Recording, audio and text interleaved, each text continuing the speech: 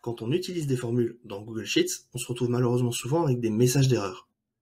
Exemple, ici j'ai une liste de pages d'un site internet, j'ai le nombre de visites et j'ai le nombre de personnes qui se sont inscrites à la newsletter après avoir visité. Ce que je voudrais, c'est le ratio d'inscrits sur le nombre de visites. Donc, la formule est toute bête, on divise simplement le nombre d'inscrits par le nombre de visites. On est dans la formule. Mais le problème, c'est que ça génère des erreurs. Déjà, j'ai des colonnes où j'ai pas l'information. J'ai aussi une colonne où il y a clairement une erreur. Il y a eu 8 inscrits, mais 0 visiteur. Donc comment faire pour avoir un résultat qui soit un peu plus joli? Eh bien, on a la formule if-error. If-error permet d'utiliser une formule, et si celle-ci génère une erreur, de mettre un message personnalisé. Par exemple, dans notre cas, on va mettre à vérifier. On va étendre la formule.